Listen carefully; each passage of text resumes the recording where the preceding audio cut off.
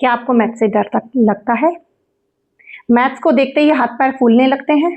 तो ये वीडियो आपके लिए है। हेलो बच्चों, मिशन सक्सेस में आप सबका स्वागत है। और आज की इस वीडियो में हम बात करेंगे कि मैथ्स को हम जीरो से कैसे स्ट्रॉन्ग करें।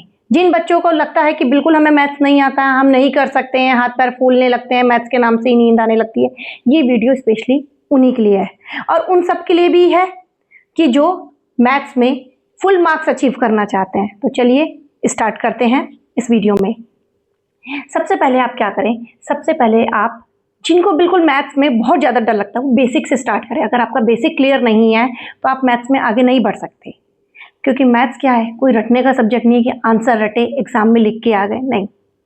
मैथ्स मांगती है प्रैक्टिस। तो उसके लिए क्या करना पड़ेगा, सबसे पहले आपको अपना बेसिक स्टार्ट करना पड़ेगा। बेसिक कहें तो बेसिक क्या चीज़ है? बेसिक सबसे पहले आता है, सबसे अगर हम जीरो से क्योंकि हम जीरो की बात कर रहे हैं, तो सबसे पहले आता है मैथ्स में एडिशन, सब्ट्रैक्शन, मल्टीप्लिकेशन, डिवीजन।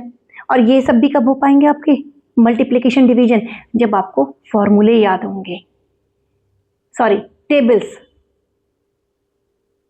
मैं करेक्ट करूंगी कि मल्टीप्लिकेशन और डिवीजन के लिए क्या जरूरी है, आपको टेबल्स अच्छे से याद हो।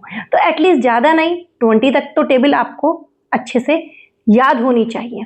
उसके बाद जब आपका एडिशन, सब्ट्रैक्शन, मल्टीप्लिकेशन, डिवीजन ये बहुत बढ़िया हो जाए, फिर उसके बाद जो भी आप टॉपिक लेते हैं उसका बेसिक लें। सबसे पहले बेसिक से, बिल्कुल बेसिक से स्टार्ट करें। बेसिक से ऐसे कहेंगे, अगर उसमें फॉर्मूले हैं, हर मैथ्स के चैप्टर के कुछ फॉर्मूलेज होते हैं, आप पहले उन फॉर्मूलेज को याद कीजिए। बिल्कुल ऐसा नहीं कि एक बार लिखा मन में याद करें, नहीं, लिख लिख के जितना आप लिखेंगे, प्रैक्टिस करेंगे। मैंने क्या कहा, मैथ्स सब्जेक्ट है प्रैक्टिस का, तो आपको क्या करनी है, लिख लिख के प्रैक्टिस करनी है। बिल्कुल एक फॉर्मूले की कॉपी अलग बना लीजिए, एक बिल्कुल, और उसमें आप लिखते रहिए फॉर्मूले और प्रैक्टिस करते रहिए। तो बेसिक से स्टार्ट करने में सबसे पहले क्या है, आपका बेसिक आपको स्ट्रॉन्ग करना है बहुत ज़्यादा, बहुत अच्छे से। जो भी आप चैप्टर ले रहे हैं उसके सबसे पहले एग्जाम्पल सॉल्व कीजिए, एग्जाम्पल्स को पढ़िए अच्छे से। क्वेश्चन एग्जाम्पल जो है उसको 2 या 3 बार अच्छे से स्टडी कीजिए, उसको समझिए कि इसमें गिवन क्या है। जब आपको गिवन पता लग जाए, कोई भी मैथ्स का सम है, मैथ्स का सम हम कैसे सॉल्व करते हैं, मैथ्स का सम सॉल्व करने से पहले हमें पहले क्वेश्चन को, जो भी आपको प्रॉब्लम दी हुई है उसको एटलीस्ट 3 से 4 बार पढ़ें। 3 से 4 बार पढ़ने पर आपको ये पता लग जाएगा कि उसमें गिवन क्या है, और वो लिख लें।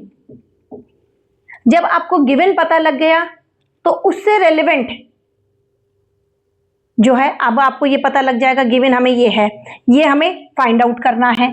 फिर आपको क्वेश्चन के थ्रू ये पता लग जाएगा फाइंड आउट क्या करना है हमें।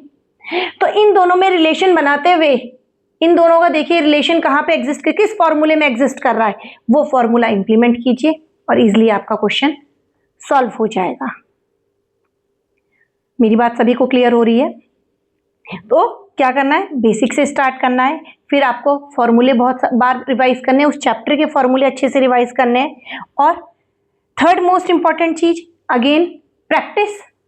जो मैंने आपको सबसे पहले कहा कि भाई मैथ्स तो सब्जेक्ट ही प्रैक्टिस का है, जितना आप प्रैक्टिस करेंगे उतनी बढ़िया होती जाएगी मैथ्स।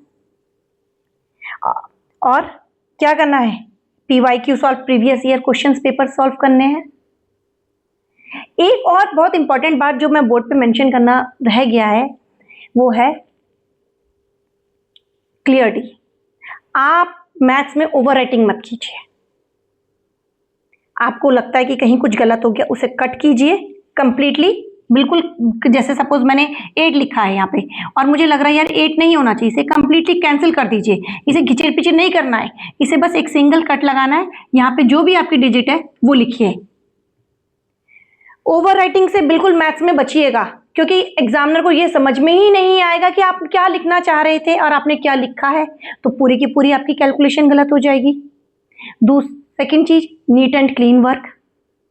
काम जितना साफ होगा उतना अच्छा लगेगा, उतना इजीली आप भी बताने में सक्षम होंगे अपनी बात को, और समझने वाला भी समझ सकता है। मेरे कहने का मतलब है उतना सॉल्यूशन आपका प्रेजेंटेबल लगेगा, और एग्जामिनर को भी कॉपी बहुत सुंदर सी लगेगी आपकी चेक करने में, वो भी ईजिली आपकी सॉल्यूशंस को चेक कर सकते हैं। मेरी बात सबको समझ में आ रही है? अगर आपकी कोई भी क्वेरी है मैथ्स को लेके या किसी भी सब्जेक्ट को लेके, तो आप प्लीज़ मुझे कमेंट बॉक्स में बताइएगा। Thank you. आज के लिए इतना ही सफिशिएंट है। बाय।